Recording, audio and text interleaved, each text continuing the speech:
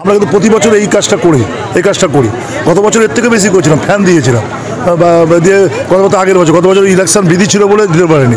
আমি দেখবো আমাদের যে কোনো অনুষ্ঠানেই সামাজিক একটা ব্যাপার থাকে, গরিব মানুষকে একটা কিছু করবো, এটা একটা ইস্যু ভিত্তিতে হয়। এটা আমরা সাধারণভাবে এটা করি। দুটো সেলাই মেশিন আমার বললো যে আমি বাবা দুটো সেলাই মেশিন জোগাড় দুটো সেলাই মেশিন দেবো। একজন ভদ্রমহিলা খুব অসুস্থ ছিলেন, গতবার আমরা জ্ঞান দিয়েছিলাম তাকে কী কারণে আমাদের প্রতিশ্রুতি ছিল আমরা মিস্টেক করেছিলাম। এবছর বললাম তাহলে তাকে দিয়ে দাও। তিনি একটা দুঃখ পাচ্ছেন, বাড়ি গেছিলাম, আমাকে বললো তাপস চ্যাটার্জি কখনো ফেল করে না, কেন উনি আমাকে দিলেন না জানি না। আমরা সেটা সংশোধন করি না। মানুষ তো আমরা কাজ করতে করতেই শিখি, মানুষ তো আমরা বিষয় শিখি, মানুষের কাছ থেকে নেবো। এই একটা মানুষ বিছানায় পড়ে আছে, যে শরীরটা মানুষ বেঁচে আছে, মানুষটার কিচ্ছু করার নেই। তার স্বামী এক সময় মসজিদে আজান দিত, তাকে একটা অর্থ দেওয়া হলো, আর বাম্পি নিজে উদ্যোগ নিয়ে একটা মেয়ের মতোই তাদের নতুন বস্ত্র, মানে যে কোনো উৎসবে, দুর্গা পুজো বলুন, কালী পুজো বলুন, আর বলুন ঈদ বলুন, নতুন বস্ত্র মানুষকে একটা অন্য আকর্ষণ দেয়। নতুন বস্ত্র মানে আমাদের কাছে আমাকেও 62 বছর বয়সে আমি যদি ভালো একটা নতুন পাঞ্জাবি পরি, মনটা খুব ভালো লাগবে। শীতকালে কোট পরি, ভালো লাগবে। দেখবেন নতুন পোশাক পরার মধ্যে একটা নতুন আনন্দ আছে। যে কোনো দেখেন, আমরা যখন বৃদ্ধ মানুষকে গিয়ে যে আমার মাকে যখন একটা কাপড় কিনে দেবেন, আমার মায়ের প্রচুর কাপড় আছে, তো কাপড়টা পেয়ে সে কিন্তু খুশি হয়, আনন্দে সে বিষয়টাকে রাখে। কেউ যদি আমাকে প্রেজেন্টেশন করে, নাকামি করে বলে কী দরকার ছিল, কিন্তু মনে মনে বলি ভালোই হয়েছে, জিনিসটা পেলে ভালো লাগে। এটা হচ্ছে আমাদের মানসিক ধর্ম, এটাই আমাদের সৌজন্য, এটা বাঙালিদের কৃষ্টি কালচার, আমাদের বিষয়। দেখো আমরা বাড়িতে গেলে একটা মিষ্টি প্যাকেট নিয়ে যাই, কেন মিষ্টি আমরা খাইও না হয়তো, কিন্তু নিয়ে এটা সৌজন্য, এটাই আমাদের একটা আলাদা ধরনের মাত্রা। এই কালচারগুলো কখনো আমাদের শেষ হবে না। যে দেখুন যে ছেলেটা খুব আধুনিক ড্রেস পরে যাচ্ছে, কিন্তু বাড়িতে কোনো বিয়ের অনুষ্ঠানে দেখুন তার একটা মিষ্টি নিয়ে যায়, একটা বিষয় কোনো করেন, এটাই তার ব্যাপার। যেন আমরা আজকে দুটো সেলাই মেশিন আর ওই একটা বিষয় আমরা করলাম। আমি চেষ্টাও করছি, আমার যদিও এবারে অনেক বেশি খরচ বলে সাহস পাচ্ছি না। এবছর আমি দেখছি ফ্যান দিতে পারি কিনা। গরিব মানুষ তো আমার সঙ্গে চাঁদপুর থেকে এসছে, দুটো বাচ্চা অপেক্ষা করছে, বলছে কেউ নেই না। এদেরই পথ খুঁজতে হবে, কী করতে হবে, কী করা যেতে পারে। এরকম তো আমাদের প্রতিনিয়ত আমাদের এরকমভাবেই থাকছে। প্রতিনিয়ত কী বার্তা দিচ্ছ? সম্প্রীতির বার্তা, মানবতার বার্তা, ধর্ম কখনো মানুষকে ভালোবাসতে শেখায়, কখনো ভাগ করতে শেখায় না।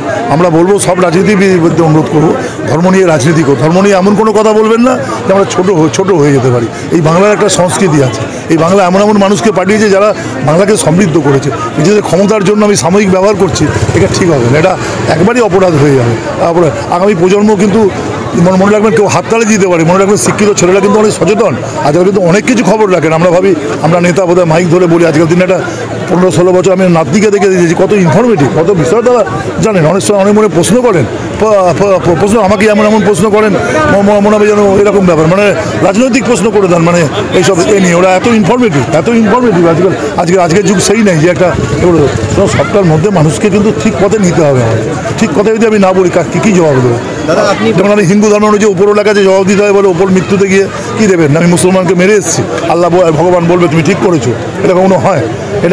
বা একটা মুসলিম মানুষ হিন্দুকে মেরে বলবে যে আল্লাহর কাছে, এটা কখনো হয়? যখন আমরা ধর্ম করে সকালে ভগবানকে বাড়ি, তখন আমরা বলি যে ফজলুল হক সাহেবের আমি ক্ষতি চাই, সবার মঙ্গল চাই, এটাই চাই। উনি যখন গিয়ে আমার বাড়িতে ফু দিয়ে আমার নাতনিকে যখন করেন, তখন তিনি হিন্দুকে ফু দিচ্ছেন, মনের মধ্যেই আনেন না, এটাই হচ্ছে আমাদের সংস্কৃতি, এটা হচ্ছে আমাদের কাছে বিষয়। এটা যারা ভাগ করতে চান তারা হয়তো দেখুন কোনো ব্যাপারে ভোট পেয়ে যেতে পারেন, কিন্তু মানবতা পাবেন না, এবং আপনাকে এর জন্য জবাব দিতে হবে।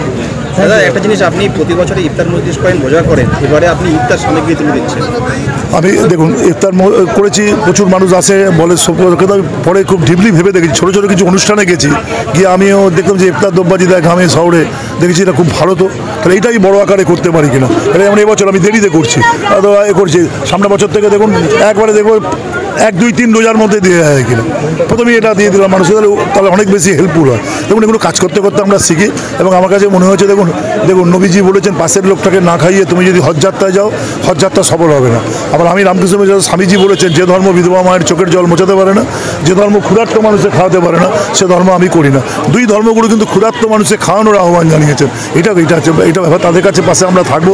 5-6 দিনের খাবার যদি জোগাড় করে দিই, একটা ফল আমরা সবাই মিলে খেলাম, এর মধ্যে একটা নিশ্চয়ই মাধুর্য আছে একসঙ্গে দাঁড়িয়ে। কিন্তু দেখেছি এটার থেকেও বড় মাধুর্য হচ্ছে দুস্থ মানুষের হাতে ওটা তুলে দেওয়া। এটা যেন সকাল থেকে দিয়ে তুলে দিতে পারলে, প্রথম বছর করছি কিছু গুটি বিচ্ছুকি থাকতে পারে, সামনের বছর আরও সংকল্প করবো, আরও এত বড় না করে ওই অনুষ্ঠান 10,000 জায়গা 15,000 করবো, কিন্তু ছড়িয়ে দেবো কীভাবে করে, প্রথম থেকে করে ছড়িয়ে দেবো। যাদের না, যেভাবে আজ 2 দিন ব্যাপী যেভাবে পরিশ্রম করে আজকে ইফতার মজলিসকে সাফল্য করেছে, একেবারে আপনার দেখানো পথ না।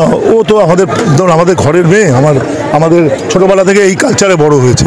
তারপরে এখানে কাউন্সিলর, এখানকার তার বিষয়টা আছেন। এবং আমার স্ত্রী এই ওয়ার্ডে কাউন্সিলর ছিল, আমার মেয়ে হয়েছে, ও ছোটোবেলা থেকে দেখে এসছে এই ধরনের ব্যাপার। আর শিক্ষিত মেয়ে, লেখাপড়া করেছে, তাদের এই পথটাকে ধরে স্বাধীনভাবে কাজ করে, স্বাধীনভাবে বিষয়টাকে কাজ করে। আমরা স্বাধীনভাবে কাজ করতেও দিই, যদিও আমি একবারে খুব সাহায্য করতে পারি এমন না, কারণ আমার এখন বিধানসভা চলছে, কিন্তু আমাদের সব বিধায়কের টিম, আমাদের সবাই টিম, এই দেখুন মেয়েদের টিম দাঁড়িয়ে আছে, সব ছেলেদের টিম, মানে সবাইকে নিয়েও সুন্দরভাবে কাজকর্ম করে।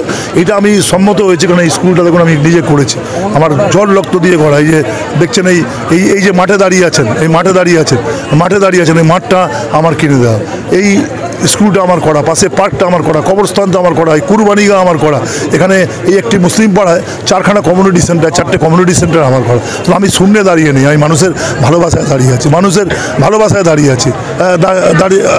আছি। এমনকি আমি দল পরিবর্তন করেছি মানুষকে সেবা করার জন্য, যাতে মানুষকে সেবা করার জন্য। মানুষ গিয়ে বলেছে আপনি এ করুন। মমতা বন্দ্যোপাধ্যায় আমাকে বলেছেন যে আপনি দলে আসুন, কাজ করা মানুষ, আপনি কেন বসে থাকবেন। আমার একটু হেজিটেশন থাকলেও আমি সেখান থেকে করিনি, কিন্তু মানুষগুলো বলেছেন আপনি আমাদের সাথে এগিয়ে আসুন, আমরা সাথে এগিয়ে আসুন। সেই দিনগুলো আমরা কখনো ভুলবো না। এই জন্য আমি যখন মানুষের সাথে কাজ করি, এটা আমার জীবন, আমার এটা ভালোবাসা। যা কেউ যেমন বলে না যে নেশাখোর লোক নেশা ছাড়া থাকতে পারে না, আমি কাজ ছাড়া থাকতে পারি না। আমার কাজই আমার জীবন, কাজ ছাড়া আমি কখনো ভাবতেই পারি না, মানে কখনো টায়ার্ড হয়ে যায়, ভাবি আজকে একটু পারবো না। যখনই কাজ চলে আসে আমার শরীরে একটা শক্তি চলে আসে এবং জীবনে আপনার আশীর্বাদ করুন, দোয়া করুন। যদি কেউ আমাকে দেখতেও না পারেন, বলুন যেন জীবনের শেষ দিন অবধি এই কাজটা যেন করে, যেন কখনো নিজের জীবনকে যেন অন্য পথে না নিয়ে যাই, মানুষের পথে যেন নিয়ে যেতে পারি, এটাই আমার কামনা।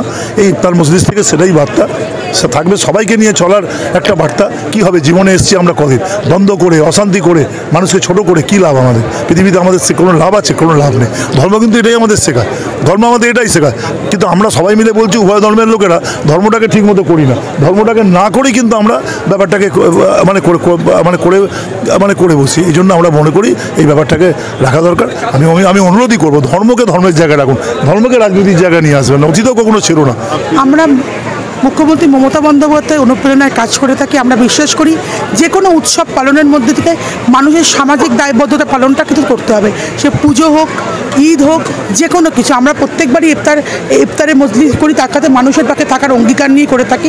সেই অঙ্গীকার নিয়েই আমরা আজকে দুজন অসহায় মানুষকে আমরা দেখলেন, দুজন অসহায় মহিলার হাতে আমরা সেলাই মেশিন এবং একজন মহিলার সারা বছরের ওষুধের খরচা থেকে আরম্ভ করে আমরা বিভিন্ন রকম অ্যাক্টিভিটি কিন্তু এই মঞ্চ থেকে করেছি। আমরা প্রত্যেকবারই এটা করে থাকি, এটা নতুন নয়। এই ওয়ার্ডের পৌর মাথা ছিলেন একসময় আমার মা, তারপর বাবা, তারপর আমি।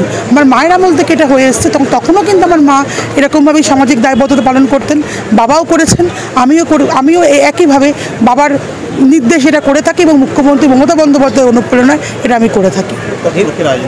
আজকে প্রায় 2,500 থেকে 3,000 মানুষের আয়োজন আমরা এখানে করেছি।